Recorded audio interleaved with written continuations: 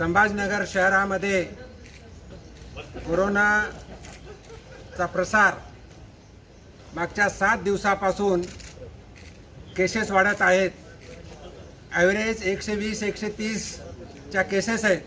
म्हणून शहरातील सर्व खासदार आणि आमदार यांनी काल बैठक घेतली होती आणि माननीय आयुक्तांना आज आम्ही वेळ मागितला होता। त्यांनी 11 वाजेपासून आज बैठक चालू होती।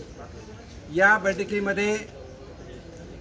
पहिलं जे होतं की अधिकाऱ्याबरोबर कम्युनिकेशन होत नाही, आम्ही मागणी अगोदरही केली होती, तर माननीय आयुक्तांनी मान्य केलं आहे की प्रत्येक सोमवारी सकाळी 11 वाजता खासदार आमदार आणि आयुक्त आणि सर्व अधिकारी यांची बैठक आयुक्त कार्यालयामध्ये होईल। त्याचप्रमाणे या बैठकीमध्ये सर्व अधिकारी होते। जिल्हाधिकारी पालकमंत्री आल्यामुळे येऊ शकले नाहीत, पण उपजिल्हाधिकारी त्यांचे सर्व अधिकारी होते, महानगरपालिकेचे अधिकारी होते, डीन होत्या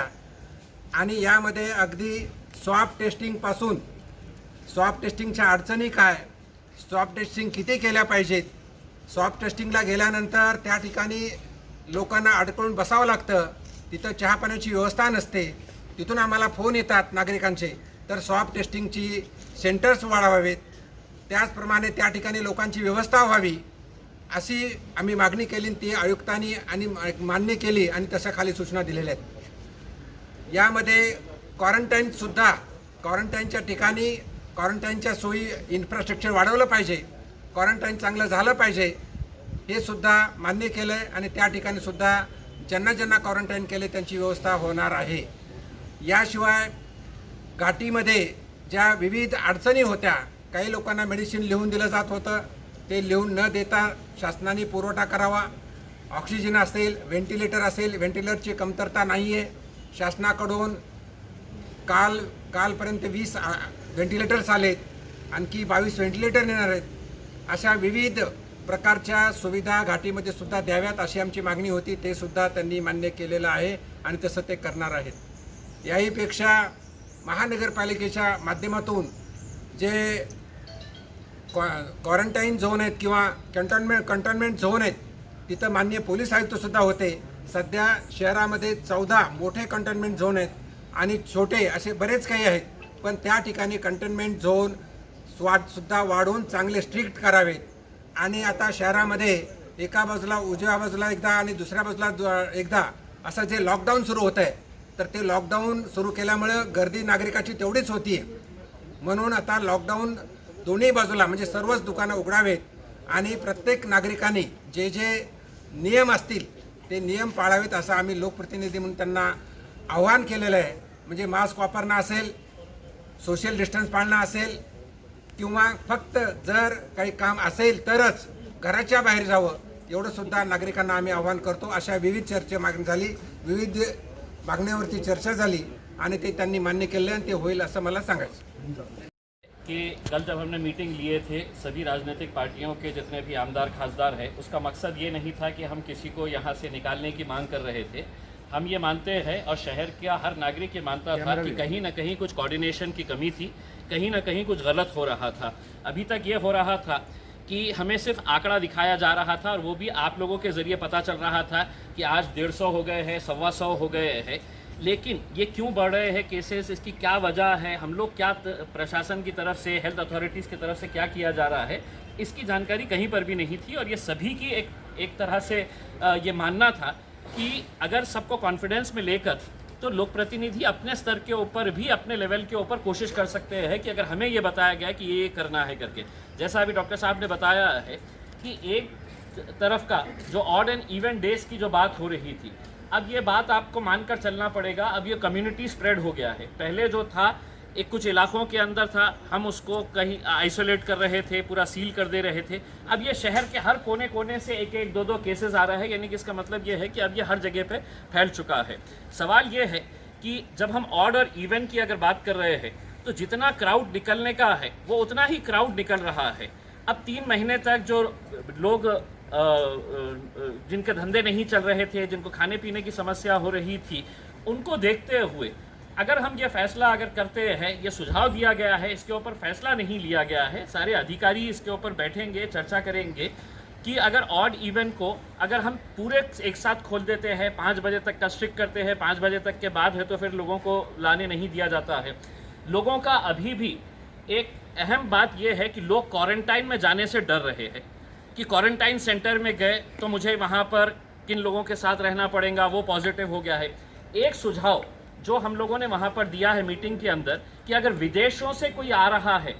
तो वो पॉजिटिव हो या निगेटिव हो, उसको आप अच्छी होटल्स प्रोवाइड कर रहे हैं। जैसा औरंगाबाद के अंदर कुछ होटल्स उन लोगों ने आइडेंटिफाई किए हैं, जो आ रहा है बंदा उसको वो पैसे देना पड़ रहा है, वो पैसे देकर वहाँ पर होटल के अंदर क्वारंटाइन हो रहा है। हमने कहा कि अगर मुझे मेरे परिवार को अगर कहीं पर क्वारंटाइन करने का है और मुझे इस बात का डर है कि मैं ये क्वारंटाइन सेंटर नहीं जाना चाहता हूँ, तो आप औरंगाबाद शहर के जो होटल्स हैं वो होटल्स को आप आइडेंटिफाई करिएगा और उसकी कैटेगरी रेट आप फिक्स कर दीजिएगा।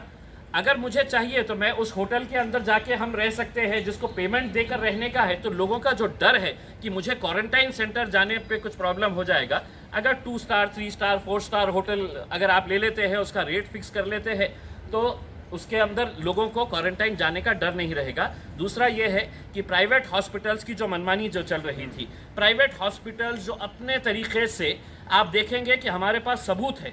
और वो सबूत की बुनियाद के ऊपर मैं बोल रहा हूँ कि जब हमने हमारे कुछ मुद्दे हैं तो एमजीएम हॉस्पिटल के अंदर लेकर जाकर बताए हैं, तो एमजीएम के मैनेजमेंट की इतनी हिम्मत है कि वो रिटर्न के अंदर कंप्लेन करके पुलिस को बता रहे हैं कि ये हमारे ऊपर दबाव डाल रहे हैं। दबाव बिल्कुल डाला जाएगा, सभी लोक प्रतिनिधियों की तरफ से डाला जाएगा, क्योंकि हमारे पास सबूत है। और वो सबूत को देखते हुए अगर आप पेशेंट से लाखों रुपये के बिल अगर ऐंठ रहे हैं और अगर हम जाकर उसको आपको बता रहे हैं कि आप ये गलत कर रहे हैं और आप उसके ऊपर अगर दबाव देकर डाल रहे हैं, तो ये फैसला भी लिया गया है कि कल 11 बजे जितने भी कोविड के हॉस्पिटल्स हैं, वो कोविड के हॉस्पिटल्स, प्राइवेट हॉस्पिटल्स के डॉक्टर्स के साथ इसी जगह के ऊपर यहाँ पर मीटिंग रहेगी। और एक अच्छा निर्णय जो विभागीय आयुक्त साहब ने लिया है कि हर प्राइवेट हॉस्पिटल के सामने अब वहाँ पर एक ऑफिसर को डेप्यूट किया जाएगा, जो पेशेंट्स के जो प्रॉब्लम्स है, अगर बिलिंग का प्रॉब्लम है या उसको एडमिशन नहीं दिया जा रहा है, ये सभी को मालूम है कि किसी का लग्गा जाता है, किसी का फ़ोन जाता है तो हाँ बेड अवेलेबल है, वरना कोई बगैर उसके जा रहा है तो बेड अवेलेबल नहीं है। तो बेड की अवेलेबिलिटी है नहीं है, ये वहाँ पर हर प्राइवेट हॉस्पिटल बोर्ड के ऊपर डिस्प्ले करेगा। जो रेट रहेगा वो प्राइवेट हॉस्पिटल डिस्प्ले करेगा कि ये रेट के हिसाब से है, और वहाँ पर एक अधिकारी को नियुक्त करने का फैसला लिया गया है कि अगर किसी पेशेंट को ये पता चल रहा है कि मेरा तो इलाज कुछ हुआ नहीं है लेकिन 4 लाख रुपये का बिल, जैसा संजय सिरसाट साहब ने खुद बताया है, मैंने खुद ने बताया है कि कितने पेशेंट्स को ऐसा अनरीजनेबल बिलिंग कर दिया गया था, तो उसको चेक करने के लिए मेरे हिसाब से एक अच्छा है। और हमारी सबकी उम्मीद और कोशिश यही है कि किसी अधिकारी के ऊपर नुक्ताचीनी करना नहीं है। कुछ लैप्सेस थे जो प्रशासन भी मान रहा है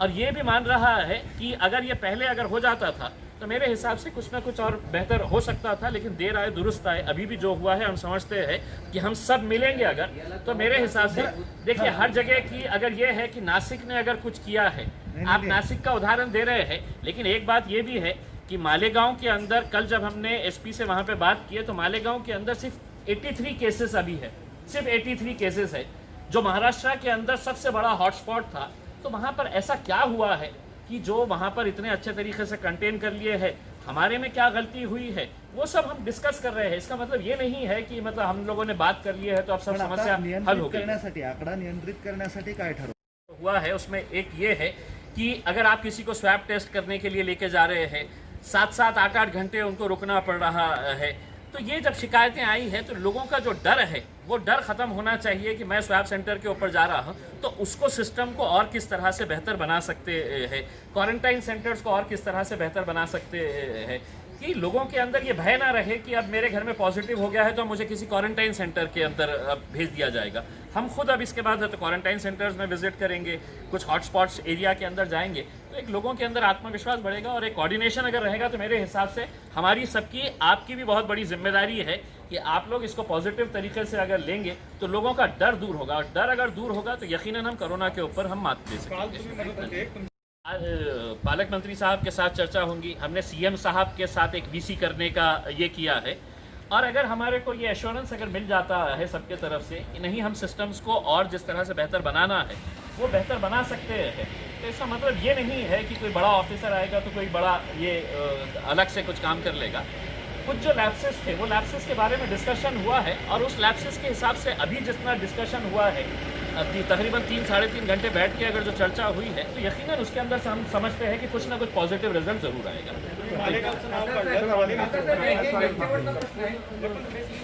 कधी काळी आपल्याला कसं वाटत होतं की दारूची दुकानं उघडल्यानंतर गर्दी होईल, पण आता तुम्हाला कसं वाटायला लागलं की दोन्ही बाजूचे दुकानं उघडले तर बरं होईल, हां, हां. असं कसं? नाही म्हणजे काय आहे की अनेक ठिकाणी जसं पुण्यामध्ये तुम्ही बघितलं असेल की पुण्यामध्ये सगळं सुरू केलेले आहे त्यांनी, तर एक एक्सपेरिमेंट आपण करू. मतलब हे सगळ्यांचं हे एकच म्हणणं आहे की आता कोरोना व्हायरसची आपल्याला जगायचं आहे, त्याच्यासोबतच जगायचं आहे, तर एक एक्सपेरिमेंट करू. एक 8 दिवसानंतर जेव्हा आम्ही पुन्हा सोमवारी बसू तर काही वेगळा निर्णय घेऊ शकतो.